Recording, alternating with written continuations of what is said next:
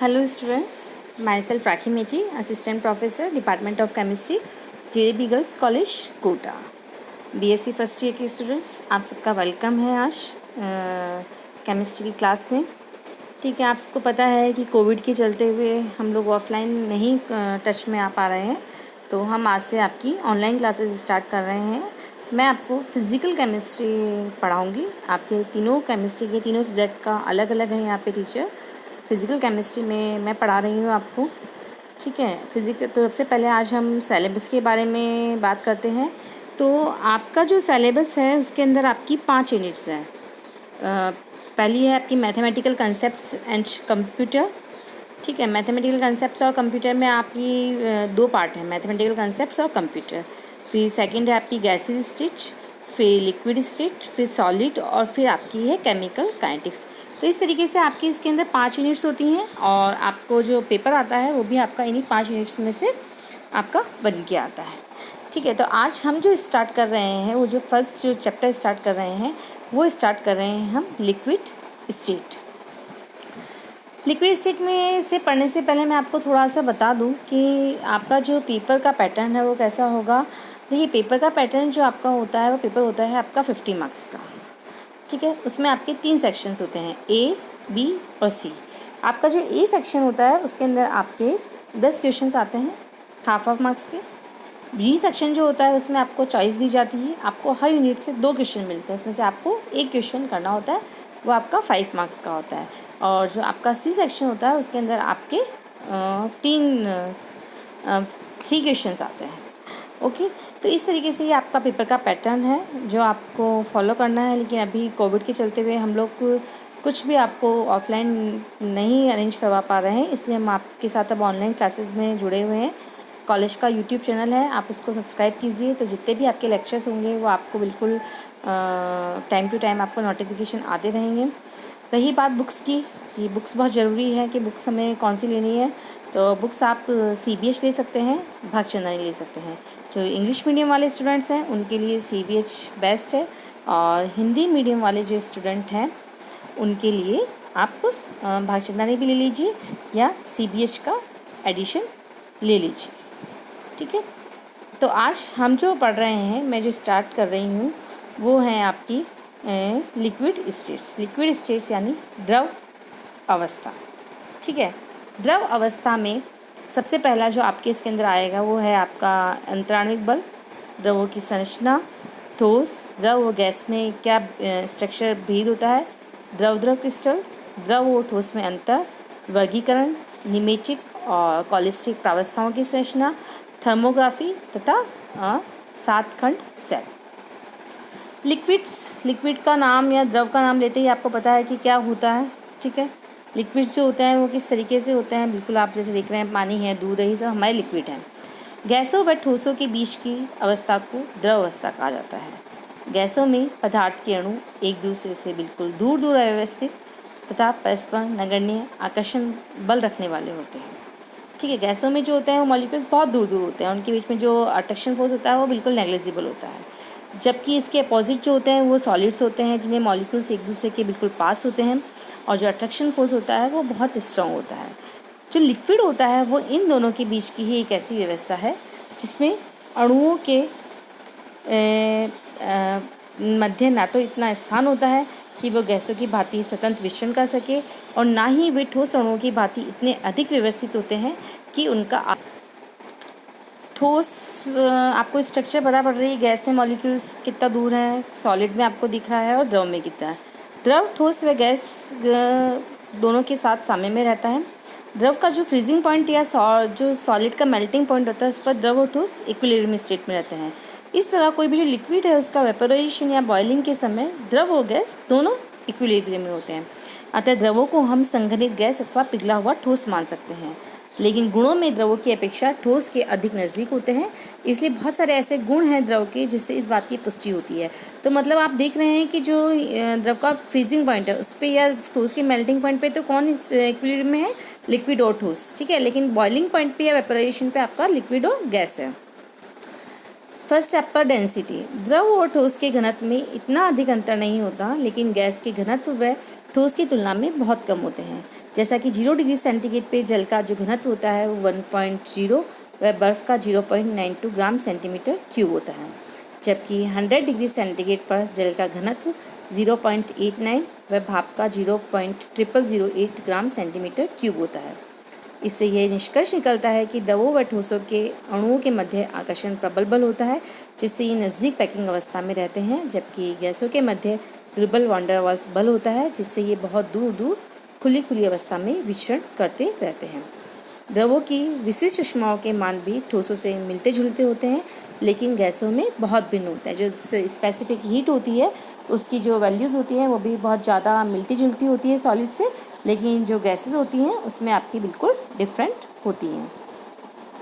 दूसरा आपका आता है, थर्ड आता है आपका हीट ऑफ फ्यूज़न। इसका मान जो होता है वो वाष्पन की तुलना में बहुत कम होता है। जैसे कि 1 ग्राम बर्फ़ को यदि 0 डिग्री सेंटीग्रेड पर जल में परिवर्तित करने के लिए 335 जूल ऊष्मा की आवश्यकता होती है, जबकि 1 ग्राम जल को 100 डिग्री सेंटीग्रेड पर भाप में परिवर्तित करने के लिए 2260 जूल ऊष्मा की आवश्यकता पड़ेगी। ठीक है, फिर उसके बाद में आता है आपका इसके अंदर आकार और आयतन। चूँकि द्रवों में अणुओं के मध्य का आकर्षण बल ठोसों की तुलना में कम होता है, अतः ठोस की भांति इनका आकार तो निश्चित नहीं होता है, लेकिन गैसों की तुलना में बहुत अधिक प्रबल आकर्षण बल के कारण इनका आयतन निश्चित होता है। जो लिक्विड्स होते हैं उसमें क्या होता है कि जो अट्रैक्शन फोर्स होता है वो बहुत कम है, ठीक है, इसे इनका जो जैसे सॉलिड जो है उसका तो आकार निश्चित है, लेकिन गैसेस की तुलना में प्रबल आकर्षण बल ज़्यादा होता है, इससे इनका वॉल्यूम जो होता है वो निश्चित होता है, इनका आकार निश्चित नहीं होता, वॉल्यूम निश्चित होता है।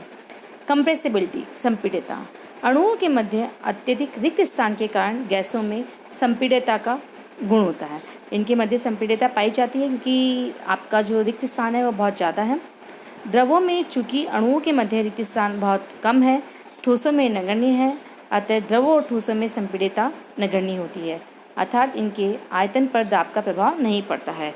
इसके जब आयतन होता है उस पर आपका दाब का जो प्रभाव होता है वो नहीं पड़ता है।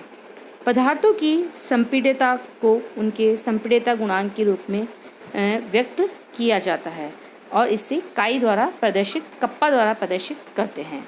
संपीड्यता गुणांक किसी निश्चित दाब में हुई इकाई वृद्धि के साथ पदार्थ के आयतन में हुई वृद्धि का अनुपात होता है।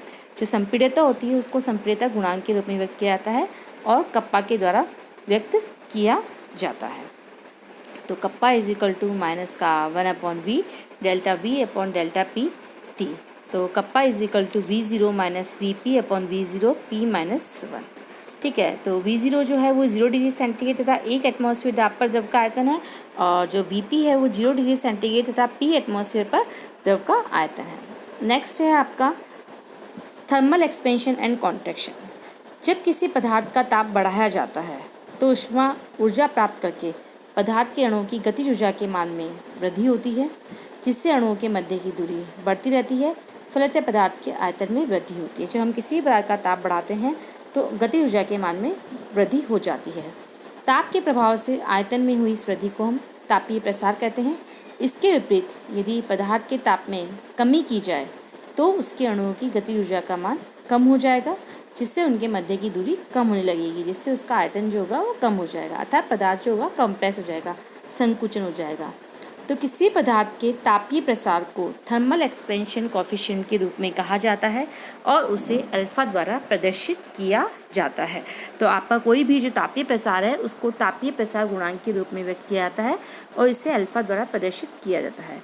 किसी पदार्थ का तापीय प्रसार गुणांक एक निश्चित दाब पर 1 डिग्री ताप के बढ़ने से उसके आयतन में हुई वृद्धि और वास्तविक आयतन का अनुपात होता है। Alpha is equal to 1/v delta v upon delta T या alpha is equal to 1/t vt minus v0 upon v0, जहाँ पर जो v0 है वो 0 डिग्री सेंटीग्रेड ताप व स्थिर दाब पर आयतन है, और जो vt है वो t डिग्री सेंटीग्रेड ताप व उस दाब पर आयतन है। तो ये थर्मल एक्सपेंशन एंड कॉन्ट्रैक्शन के बारे में आपने देखा। जो आपका अल्फा होता है उसका मान सामान्यतः धनात्मक होता है, लेकिन कुछ द्रवों के लिए ताप की थोड़ी सी परास में यह मान ऋणात्मक हो सकता है।